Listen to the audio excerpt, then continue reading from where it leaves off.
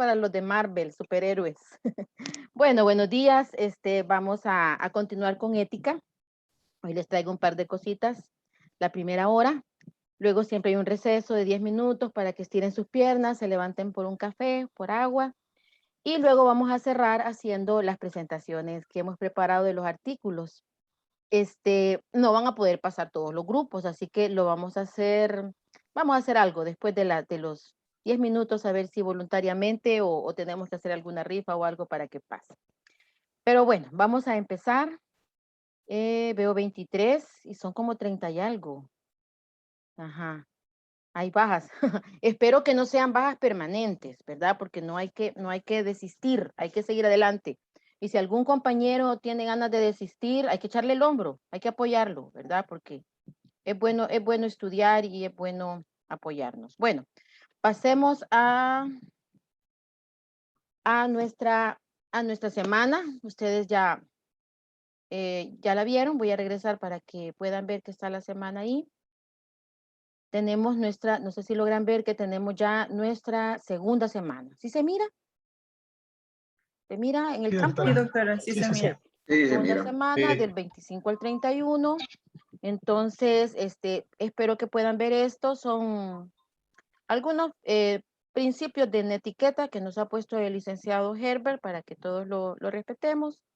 Bueno, entonces, vamos a continuar la primera parte, como les ponía aquí el guión de clase. La clase es posible. Bueno, aquí le di vuelta. Pensé, a veces en un día antes reviso y me cambia el mood. Entonces cambié. Y vamos a ver primero la clase expositiva, un video espectacular que encontré de la Universidad Carlos III de Madrid, para que discutamos un poco del relativismo moral, y luego el receso, y luego pasamos a las lecciones aprendidas en las lecturas. Entonces, si ustedes recuerdan, estábamos con los griegos, ¿verdad? Estos famosos griegos que estamos tratando de dar sacarle jugo sin aburrirnos a algo que pueda ser importante para nuestro momento. Entonces, hablábamos del origen histórico de la ética, haciendo unos minutos de refuerzo de la semana pasada. Hablábamos del origen histórico de la ética, que tiene dos vertientes, tanto del Oriente, China, la India, los sumerios, todo eso, que de alguna manera también conquistaron el Occidente, Grecia. Cuando nos gusta leer un poquito de historia, ustedes saben que Alejandro Magno terminó conquistando Egipto, los persas, todo eso, y entonces adquirió la cultura, se asimilaba, siempre había un proceso de transculturización, y es así como a Occidente nos llegan cosas de Oriente. El Occidente pues es el mundo helénico en términos clásicos, y nosotros pues hablamos un idioma que tiene raíces griegas, raíces latinas. Entonces, en ese sentido, nosotros también somos herederos de esta cultura helénica. Entonces, por eso es que se estudia más el origen occidental. Y nosotros estudiamos, vimos el origen, ¿se acuerdan? De la ética con su mamá, su madre, que es la filosofía, que es, decíamos, en un sentido práctico y moderno, el amor a la sabiduría, el amor al conocimiento. Y en ese sentido nosotros pues también somos filósofos, como personas que amamos el conocimiento, la sabiduría, y que hasta el último día de nuestra vida vamos a estar leyendo, ¿verdad? Yo así espero. Entonces, eso es la filosofía. Y luego veíamos cómo la filosofía pues planteaba eh, el cuestionamiento de las causas de lo que se observa del cosmos. La palabra cosmos en griego quiere decir orden, es contrario a la palabra caos. Entonces de ahí viene la palabra esta cosmos, qué es lo que da el orden a las cosas, cuáles son las leyes del universo. Entonces los griegos, preguntándose eso, empezaron a definir esta ciencia, ¿verdad? Que es la filosofía, que es la mamá, como decíamos, de la ética. Perdón. Entonces, decíamos y nos quedamos en el primer sistema moral. Y veíamos que el primer sistema moral ya organizado, digamos, como conocimiento organizado, se les atribuye a los sofistas, que es una escuela presocrática de los siglos, ahí cerca del siglo quinto o cuarto antes de Cristo, y que se distinguían ellos por ser los primeros docentes, digamos, los primeros profesores a domicilio. Algunos tenían una academia donde se sentaban, aunque la palabra la acuñó después, ya vamos a ver quién, pero se sentaban en un lugar y empezaban a explicar sus teorías del universo para esa época. Entonces se caracterizaron los sofistas, como decíamos, es una palabra que quería decir algo así como fábrica de sabios, que hacen a otros sabios, pero que en el camino adquirió una connotación peyorativa porque cobraban y algunos se enriquecían y algunos le decían al hijo del aristócrata lo que quería oír su papá, ¿verdad? Para lo que lo quería formar, hacer. Entonces, por eso se decía que eran vendedores, tenderos de conocimiento, o sea, no se miraba, eran charlatanes.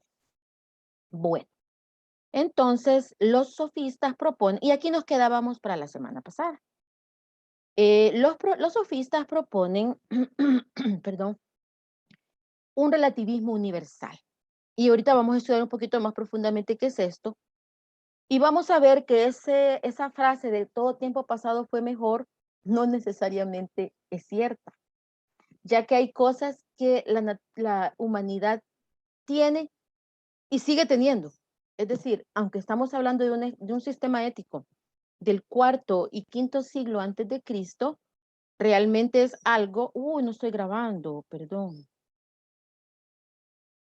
¿Cómo no? Perdón, creí que no estaba grabando y eso me preocupa. Ok, sigo. Entonces, aunque este es del siglo cuarto o quinto antes de Cristo, hay cosas que ustedes van a ver que la humanidad todavía conserva. Y un parte es que hay mucho de relativismo moral en nuestra era posmoderna.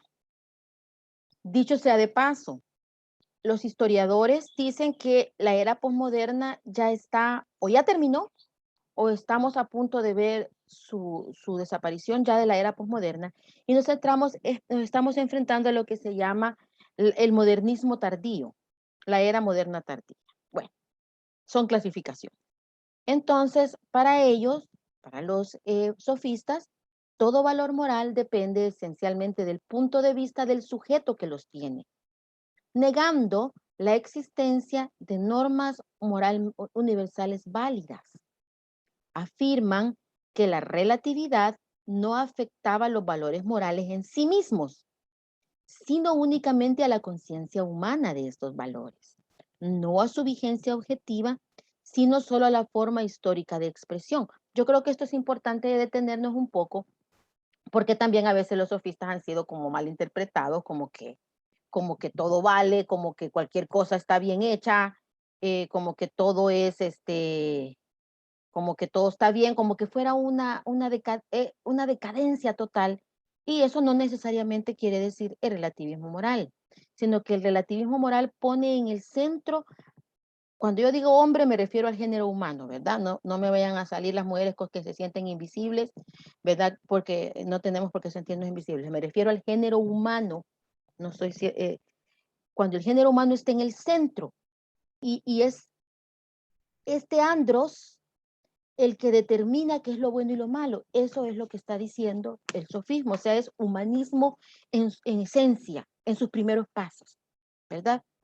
Entonces, no es que todo no nos importa. Ellos dicen, los valores en realidad tienen un nivel de ser absolutos. Hay algunos valores que sí, pero la expresión de ellos puede cambiar.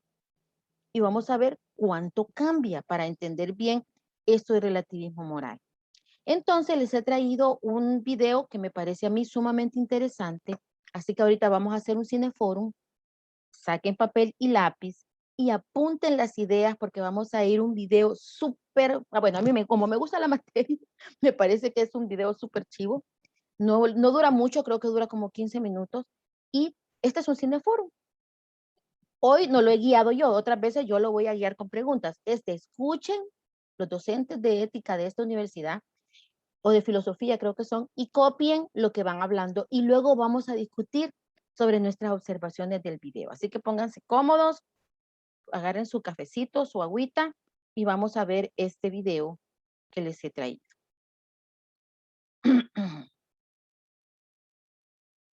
El propósito del video, como les digo, es aclarar algunas dudas y tener una discusión alrededor del tema este que es el relativismo moral. ¿Se escucha bien? ¿Sí? Sí, se escucha. Se escucha y Sí, se doctora. mira. Sí, doctora. Entonces retrocedo para que lo disfrutemos desde el inicio. Gracias.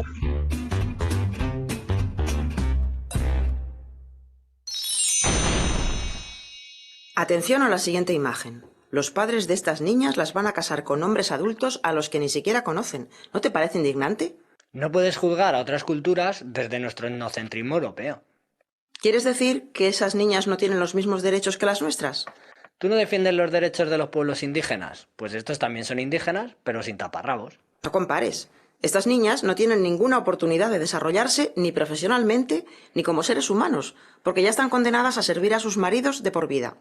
En esa cultura la mujer también juega un papel importante, solo que es diferente que en la nuestra.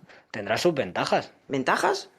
¿Me quieres decir una ventaja? Tiene muchas ventajas, pero la más importante es que yo soy un solterón que dejé de escribir porque estaba deprimido. En esa cultura me habrían casado con una joven que me cuidaría y yo podría haber escrito muchas más obras de las que disfrutaría toda la humanidad. En esa cultura te hubieran lapidado por decir barbaridades, misógino. El problema de fondo en esta discusión reside en saber si es posible hacer concesiones a lo cultural sin que se resienta la igualdad de todos los seres humanos. Es decir, si es posible compatibilizar la universalidad de lo moral con la relatividad de las costumbres. Este debate ya se planteó entre los sofistas y Sócrates en el siglo V a.C. Virginia, ¿quiénes eran los sofistas? Los sofistas fueron los primeros educadores profesionales. Enseñaban el dominio del lenguaje y la habilidad retórica, es decir, arete. Estas habilidades fueron fundamentales en la democracia ateniense porque permitían persuadir a la asamblea de la idoneidad de los argumentos expuestos.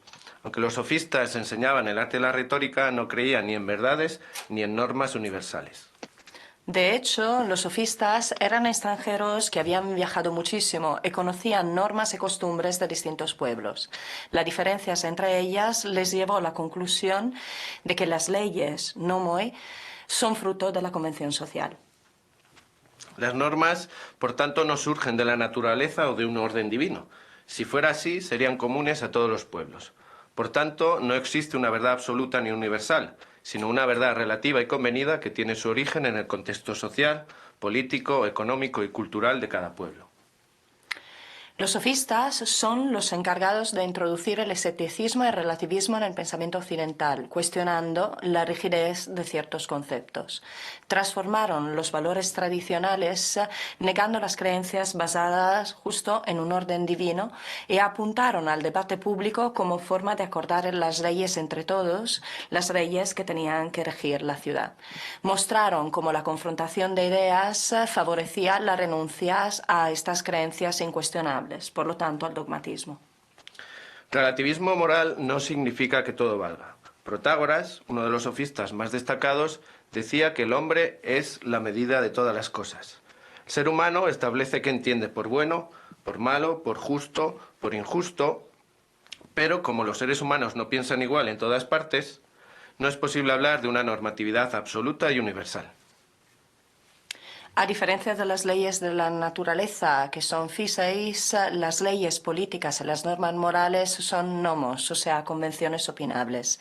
Pero esto no impide que exista cierta igualdad natural que permite aspirar a una moralidad común. Las bases de la moral son universales, pero la manera de adquirirlas y desarrollarlas es interpretada de diversas formas, dependiendo de las peculiaridades de cada tiempo y lugar. Frente a los sofistas estaba Sócrates, que sí creía en verdades universales, pero de Sócrates hablaremos enseguida en el próximo vídeo. Ok. Ok. Sí, Sí, pero yo voy a subir. hola. Sí, de Sócrates vamos a hablar posteriormente. Ok. ¿Tomaron nota de este video? Ok, vamos a discutir algunas cositas. Ok. ¿Quién quiere resumir qué decían los sofistas? ¿Qué es el relativismo moral? Lo vamos a definir al inicio de la discusión y lo vamos a volver a definir al final, a ver si mejoramos nuestra interpretación. ¿Qué es el relativismo moral para los sofistas? ¿Quién se atreve, quién quisiera, perdón, darnos un inicio? Micrófono encendido veo por ahí. Doctora, perdón. Han levantado manos, cómo no. Gerardo y Norma, adelante. Ay, hay varias manos levantadas, ok. Vamos a ver en este orden. Gerardo, Norma, Luis Francisco, Sofía, Carlos y Cándida. ¿Se acuerdan? Porque a mí se me olvida el orden. Ok, adelante. Y por último, Wendy. Ok, adelante. Resuman en medio minuto, si pueden, lo más un minuto sus intervenciones. Ok, Norma, adelante. Muy buenos días. Según lo que entendimos, ¿verdad? Que el relativismo moral es que cada persona, ¿verdad? Que toda la moral, dependiendo de cada persona, sea bueno o sea malo, ¿verdad? Cada quien define si es bueno o es malo. En eso se basa, de que no hay algo que rija, que sea bueno o que sea malo, sino que cada quien, dependiendo de su experiencia y su entorno, es bueno o es malo. Más o menos, vamos acercándonos. A ver, ¿a quién le dije que interviniera en segunda? Ok, Gerardo. Yo tengo entendido que el relativismo moral es la creencia que da que cualquier opinión tiene el mismo valor, misma legitimidad, mismo valor, independiente de quién o cómo, cuando la emita. Pero el video que dice, que no podemos juzgar hechos culturales que son independientes de nuestra cultura.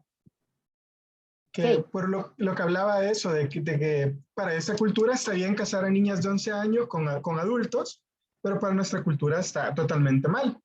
Pero no podemos juzgarlos desde la perspectiva de nosotros, sino que desde la de ellos es algo totalmente correcto. Eso decían los sofistas, ¿verdad? Se ha acercado muchísimo su respuesta, Gerardo. Muy bien. Ahora, quiero que quede claro algo. Yo no les estoy vendiendo la idea que nos hagamos sofistas todos, ¿verdad? Quiero aclararlo porque en el camino vamos a ver muchos sistemas éticos, vamos a ver el hedonismo, pero no quiero confundir que yo les estoy vendiendo, convenciéndolo a que nos hagamos sofistas, sino que estamos exponiendo aquí toda la paleta y pues cada quien, vamos a ir viendo cómo tenemos de sofistas, tenemos de hedonistas, tenemos de epicúreo, bueno, ahí van a ver ustedes sin saberlo. Muy bien, Gerardo. ¿A quién le di el tercer lugar? Ok, gracias, Luis Francisco. Gracias. Adelante. Bueno, buenos días a todos y todas. Buenos días, doctora Katiuska. Bueno, según el video, no existen verdades absolutas, ¿sí? Sino que son relativas, y eso hace que sea una construcción más social, porque si no, si fuesen impuestas, que sería una construcción plana, igual y equivalente para todos, sería más bien de un corte dogmático. Entonces eso hace que la interpretación también tenga sus idas y venidas, como estaban diciendo al principio la colega que habló. Eso es más o menos en resumen lo que ellos dijeron. Los tres, ya a los otros les voy a preguntar otra cosita, porque los tres primeros compañeros han definido lo que pensaban los sofistas. Eso pensaban ellos. O sea, si ustedes recuerdan, a los que siguen les voy a dar la manita, pero para la siguiente. Ok, sigan ahí. Entonces, lo que hicieron los sofistas es, si ustedes recuerdan, ellos eran personas que habían viajado mucho. Miren si no se parece al actual. Personas que habían viajado mucho, personas que conocían otras culturas.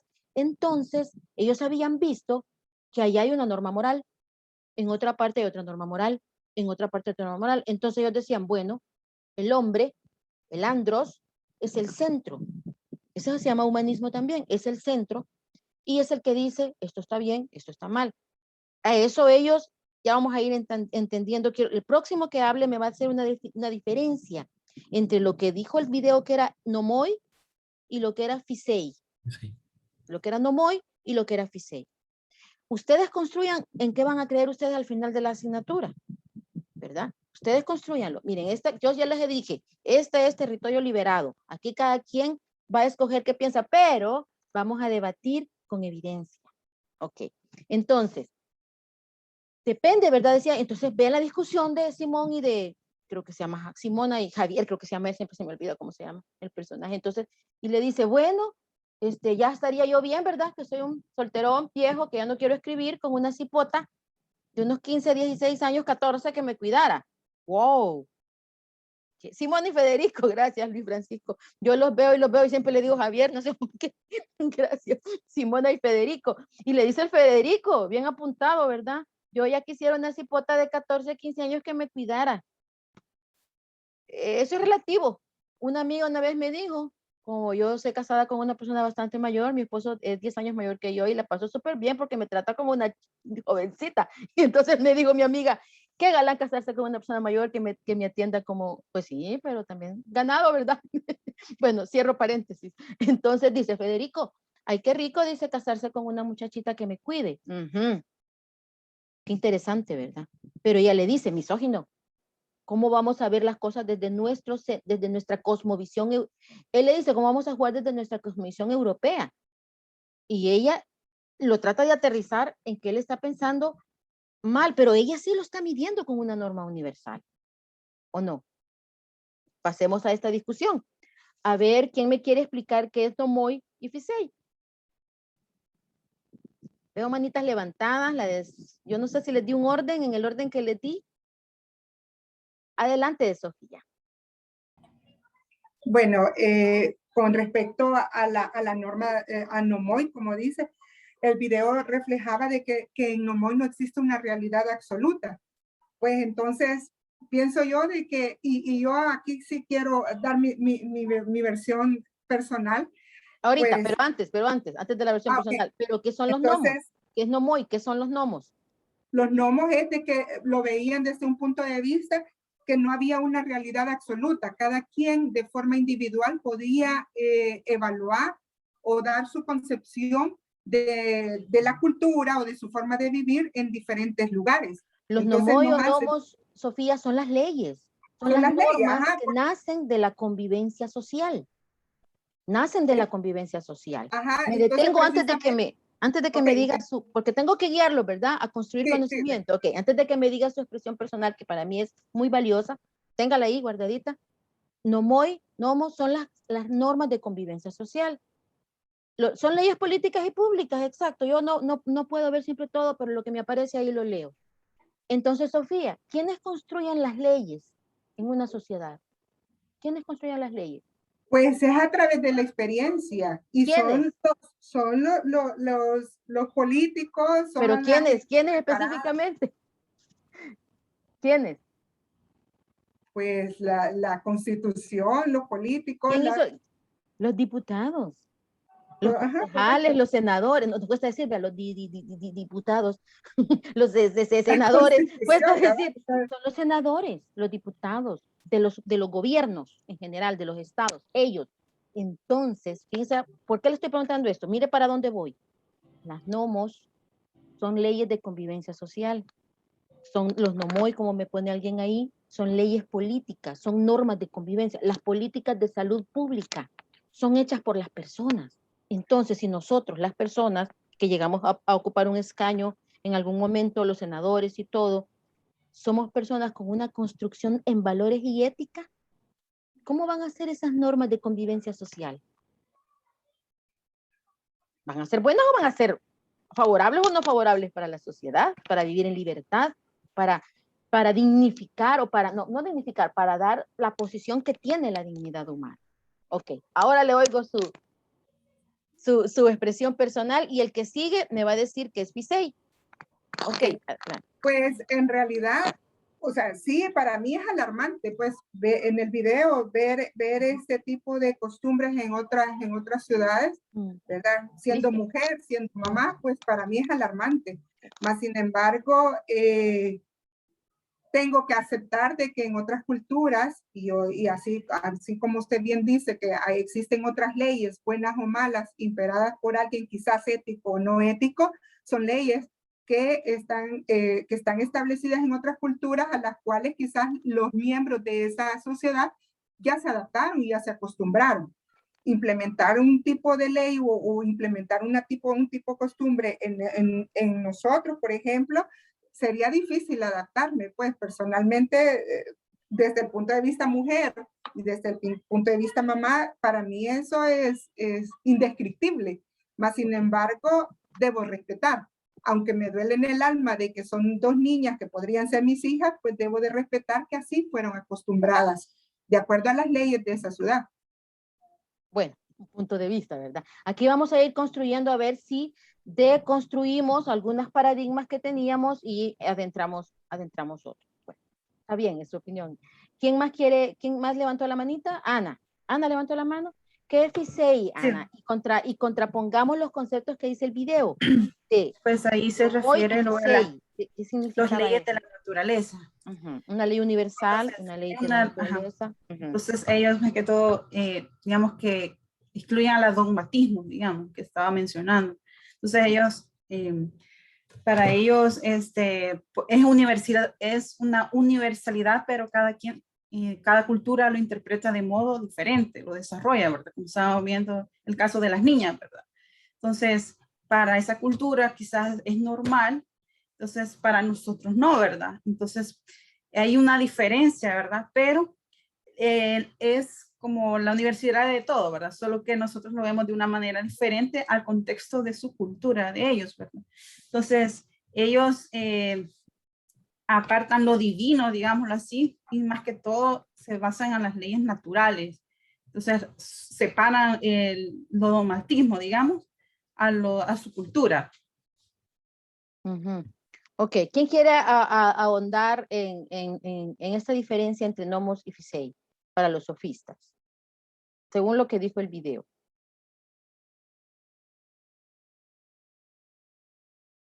Jessica, perdón, ¿quién está levantando la mano? Vi por ahí una mano.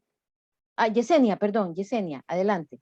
Gracias, doctora. Fíjese que a mí me llama mucho la atención la diferencia entre los nomoi y los FISEI, que los nomoi mencionaban en el video que son fuentes de la construcción social, que no existe una verdad absoluta, sino relativa a cada cultura. Y los FISEI, que ellos son, es una moralidad común, que las bases de la moral son universales, pero que va a depender de cada persona el actuar según a su moral. Yo eso es lo que más o menos entendí de lo que es la diferencia entre ellos dos. Eso se llama la expresión de los valores. Entonces, vamos a volver a la clase. Voy a volver aquí a la expresión de los valores. Entonces, ¿qué es lo que debemos sacar de esto? Que los sofistas, ellos proponían, es una propuesta, que no era la norma moral. Aquí todavía no existe la palabra ética, fíjense bien. Todavía no existe la palabra ética ni la ciencia de la ética como tal. Aquí todavía estamos hablando de filosofía y de los primeros intentos de construir, de proponer sistemas éticos. Entonces, los sofistas, en términos ya de resumen, lo que están diciendo ellos, que ellos entendían que hay una cierta expresión de valores, una cierta existencia de valores o virtudes, las cuales, según la cultura, se expresaban de diferente manera. Y que eso hacía que cada cultura tenga una norma de conducta diferente y que no podía universalizarse. Pensamiento que mucha parte de nuestra población en este momento lo tiene, pero que en el devenir de tiempo, porque estamos hablando del siglo IV o V antes de Cristo, en el devenir, esto ha sufrido una serie de profundización, de interpretación, de propuestas diferentes de otras escuelas éticas que vamos a ver en el camino.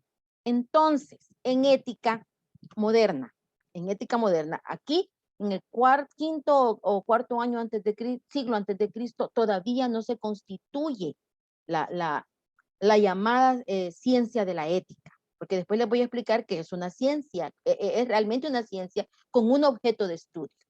Entonces, en ética se denomina relativismo a aquella manera de pensar y de actuar que consiste en decir que lo que está bien que lo que está bien y que está mal depende de las circunstancias históricas, culturales e incluso geográficas, o de la individual manera de considerar el bien y el mal. Postulado este, que se plantea como razón única de moralidad, con lo cual deviene, por lo tanto, en absolutismo excluyente, entrando en contradicción por su propio punto de vista. Es que miren, si uno se empieza a poner a pensar que cada cultura realmente tenga que regirse como tal, caemos en lo que pasó con la opinión de una compañera que empezó a decir, Sofi, yo vi que Sofía empezó a decir, ok, y entonces está bien que ellos lo hagan porque esa es la cultura de ellos. Ellos las casan a los 8, 10 años. Para nosotros eso sería pedofilia, ¿verdad? Pederastía. Pero cuando ella dice, pero yo esa norma moral no la puedo aplicar a mis hijas, entonces es cuando Simona le dice a él, misógino, ¿y cómo se lo aplicas a ellas, pero a estas no? Entonces, si ustedes se dan cuenta, pareciera como que alguien está sentado, el relativismo moral, como que alguien está sentado en una rama, pero está serruchando la rama donde está sentado. Hay que tener cuidado que a veces el relativismo moral no tiene un metarrelato. ¿Contra qué me comparo? Y ese es un problema, porque si no, todo se podría llegar a permitir. ¿Por qué ella sí? ¿Y por qué las hijas de ella sí y mis hijas no? ¿Por qué las hijas de Afganistán sí y las mías no? Si eso fuera real, ¿por qué huye la gente de Afganistán ahorita? ¿Por qué no se queda allí? Pues ellos ahí nacieron. Solo termino, Noé, y te doy la palabra. ¿Has dejado la mano levantada o quieres decir algo? Sí, ok. Ya te doy la palabra, solo termino la diapositiva. Entonces, es característico también de nuestro posmodernismo. Miren que no es cierto que cada tiempo pasado fue diferente, que a veces por eso algunos dicen que la historia es cíclica. Es característico del posmodernismo aquel concepto de libertad personal que expresa que yo puedo hacer con mi vida lo que me venga en gana con tal de no hacerle mal a nadie. Eso puede ser verdad, pero cuidado cuando es una razón que justifica comportamientos de autoagresión. Por ejemplo, consumo de sustancias psicoactivas.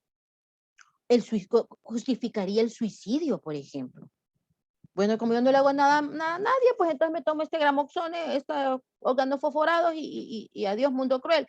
Pero las adicciones de todo orden. El sexo sin amor, dice, ¿verdad? Una violación, pues. Y sin responsabilidad particular entre jóvenes, decía el libro, y entre viejos también. O sea, presionar para tener el afecto de alguien, un esclavo ahí de mis pasiones o de mis deseos. En ninguna parte puede ser justificado con que yo no le hago mal a nadie. Entonces, hay que tener cuidado con que el relativismo sea tan extremo que caigamos en una exclusión absoluta. No sé si se explica lo que quiere decir. O sea, como todo se vale, entonces realmente es una exclusión total. Y entonces cae en lo que muchos eticistas modernos dicen, que es como estar sentado a la orilla de una rama cortando donde estoy sentado porque no hay un referente. Entonces, yo no estoy diciendo que esto es lo correcto o lo incorrecto, sino que estoy presentando lo que los sofistas creían y lo que también en algún momento todavía se vislumbra en el pensamiento postmoderno. Pero aquí no estamos diciendo si algo es bueno o es malo, sino que estamos presentando lo que históricamente se presenta con la escuela de los sofistas. Noé, adelante, ¿cuál es su comentario? Buenos días. Con respecto a esta diapositiva es bien importante y creo que justo en esta diapositiva se puede hacer una relación en una parte del video que dice que el sofista iba de ciudad en ciudad e iba como recolectando información para poderla aplicar a donde ellos establecían. Entonces, en esta diapositiva es bien importante porque dice que ahí se puede hacer la diferencia de lo bueno y lo malo dependiendo de las circunstancias que se están pasando. Pero también hay que tomar en cuenta que estas personas que crean las circunstancias hasta cierto punto tienen mayor conocimiento que el resto. Entonces ahí es donde también se vienen creando ciertas teorías sobre el bien y el mal. Y es ahí donde entramos en conflicto que podamos, por ejemplo, en nuestro país, si vemos una niña de 12 años que se quiere casar, pues nosotros hasta lo juzgamos como una violación. Pero sabemos que las personas que tenemos o aquellas personas que rigen la política, que crean políticas de acuerdo a la experiencia que tenemos, nosotros sabemos esto. En cambio, las personas del Medio Oriente, ellos saben que esto también es malo, pero utilizan sus criterios para crear políticas a su beneficio también, ¿verdad? Es parte de la interpretación de que yo entiendo, ¿verdad? Gracias. Ok, ok. Gracias. Las opiniones de todos son bien recibidas aquí, son respetadas, ¿verdad? Las opiniones de todos. Aquí estamos construyendo conocimientos juntos. Así que gracias, Noé. Gracias. Bueno, entonces ese es la primer, digamos, sistema ético como propuesta ya de los sofistas. Pero luego vinieron otras escuelas. Sócrates, Platón y Aristóteles. Vamos a pasar rápidamente por ellas, pero quiero ver la hora, porque si no, ok. Esta clase termina a las 9:40, ok. Entonces, a las 9:30 les voy a dar 10 minutos de descanso. Bueno, entonces, ¿qué más? Antes de seguir con Sócrates, Platón y Aristóteles, les quiero decir que para la semana siguiente, que empiece el miércoles, les vamos a dejar un tiempo prudencial para que hagan una línea de tiempo lo van a ver el miércoles que abran, pero les explico desde ya para que quede grabado. Una línea de tiempo de otras escuelas éticas, pero es a partir de la Edad Media. A partir de la Edad Media, porque yo voy a terminar todas las bases históricas que llega hasta los epicúreos, los cirenaicos, los hedonistas. Entonces, no vayan a volver a repetir Sócrates, Platón y Aristóteles, sino que de la Edad Media para acá, escojan los diferentes, sí, del conocimiento occidental, Luis Francisco, pero si alguien tiene curiosidad por el conocimiento oriental, y siendo de que casi no incursionamos en él, siéntanse en libertad de presentarnos algún filósofo de oriental que también para mí va a ser de cultura general, ¿verdad? Siéntanse en libertad de presentar. Muchas gracias por la pregunta. De la Edad Media para acá. Ok. Cierro paréntesis de la tarea para que no se me olvide más tarde. Y vamos a volver a compartir para ver, permítanme que para variar tengo varias cosas abiertas. Estoy subiendo el video de temprano. Ok.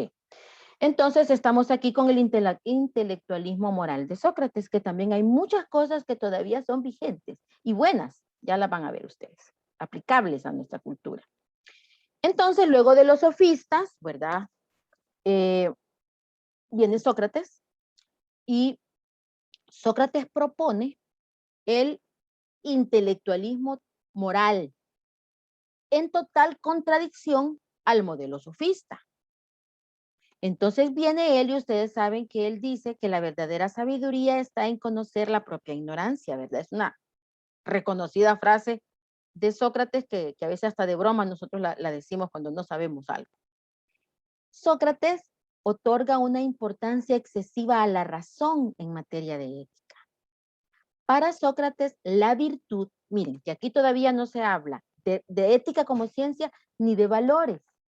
Se habla de la virtud de la humanidad, del hombre, de la mujer. Para Sócrates, la virtud es saber el que mejor obra en cada caso es el que tiene mejor inteligencia de la cosa. Por tanto, se puede enseñar la virtud y la ética y se vuelve intelectualista. Fíjense que esto me encanta recalcarlo en este momento, aunque más tarde vamos a ver algo interesante. En algún momento, en un par de semanas, vamos a ver algo que se llama el conflicto ético. Y yo les doy incluso una guía de cómo desactivar un conflicto ético en nuestras áreas de trabajo. Más que todo enfocadas al tema de atención en salud.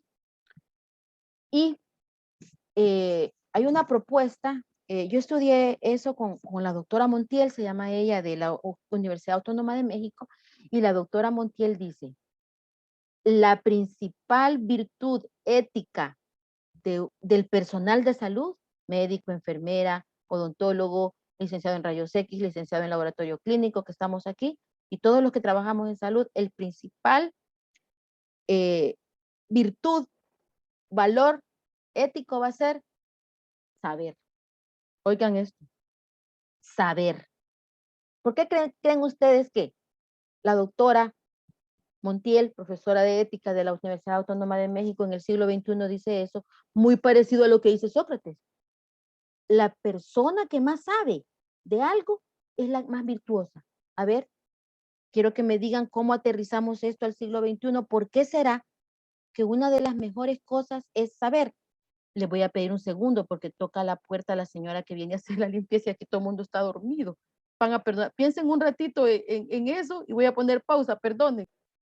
Entonces, ¿por qué creen ustedes que estoy haciendo alusión a esto? Que el principal, digamos, el primer principio ético del personal de salud es saber. A ver, Wendy, adelante. Hola, buen día. Porque a través, doctora, del conocimiento es donde nosotros generamos el juicio en saber, como estábamos hablando, en saber qué es lo bueno, qué es lo malo y cuál es la actitud que vamos a tomar. Entonces, para poder llevar a cabo todo eso, pues, ¿qué es lo principal? Pues tener el conocimiento. Y pues nosotros que somos, todos que somos acá en salud, bueno, la mayoría, los que no de igual manera, pues es la base de todo. Es donde arrancamos nosotros para comenzar a maquinar y decir, ok, vamos por acá o esto está bueno, no. Desde el conocimiento se parte. Ok, Wendy, para tomar decisiones, ok. Luis Francisco y luego Sabiduría Monterrosa, Sofía Monterrosa. A mí me gustaría plantearlo desde un ejemplo. Hay un espacio abierto al frente de un hospital y alguien llega de mucho afán a estacionar un automóvil. ¿No le parece incómodo dejarlo ahí porque necesita correr y resolver algo que para él es súper importante y extremadamente importante? ¿Sí? Pero resulta que dejando el auto ahí deja bloqueado el acceso a una silla de ruedas o el acceso, por ejemplo, a un estacionamiento para que entre una ambulancia. Tenemos reglas que nos hacen entender que uno no debe parquear o no se debe estacionar en sitios donde cause un conflicto o un problema a los demás. Entonces, lo que para uno está bien, para otros puede ser un problema o un daño. Y en eso, el conocimiento nos hace partícipes de una situación que hace parte del colectivo. Por eso, entre más sabemos de las cosas, mejor actuamos con ética frente a las mismas. Qué lindo ejemplo para las dos escuelas, tanto para el relativismo como para el intelectualismo de Sócrates, porque vaya, una persona extremadamente relativista puede decir, bueno, yo tengo una necesidad, yo tengo una preocupación, pero no le hago mal a nadie, pero sí le hace. Nuestras conductas siempre tienen una repercusión porque somos entes sociales. Y luego, la otra situación excelente es el que conoce, el que sabe las consecuencias, es el que mejor puede tomar decisiones éticas y tener un discernimiento moral. Excelente ejemplo. Sofía, adelante. Bueno, entre más conocemos, pues más experiencia ganaríamos también. Nos atreveríamos a actuar de diferentes maneras, por lo tanto, más experiencia vamos a ganar.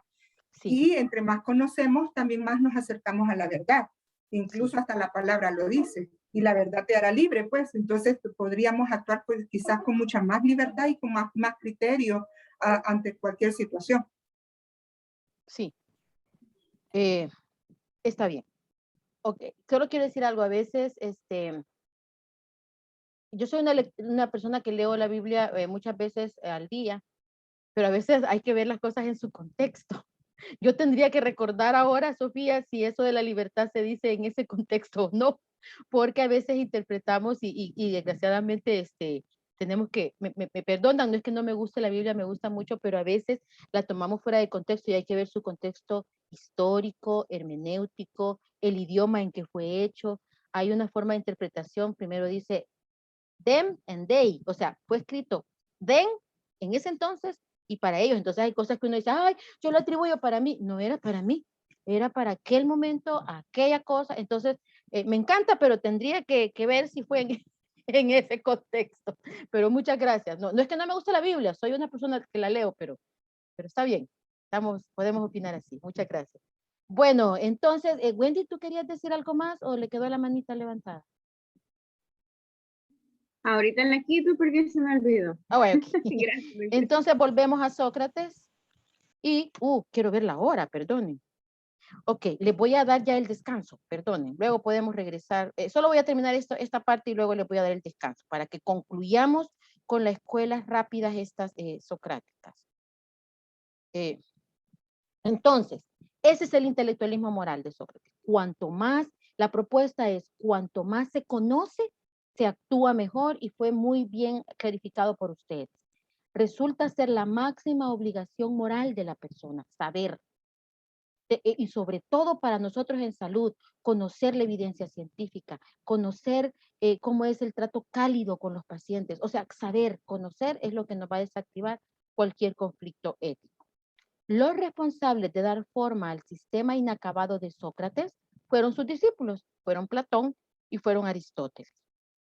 Como sabemos, todos se caracterizaron por tener una orientación ética, recurrir tanto a la dialéctica como a la mayéutica. Todos sabemos que Sócrates, su mamá era partera, que mayeusis quiere decir parir, y que él cuando veía los partos, pues decía, esto es como, así se paren las ideas también, así nace, fabulosa la metáfora, ¿verdad? Que ha llegado hasta nuestro momento. Entonces, esto de la mayéutica, de la dialéctica, es no ser dogmático, sino que, ¿por qué creo en esto?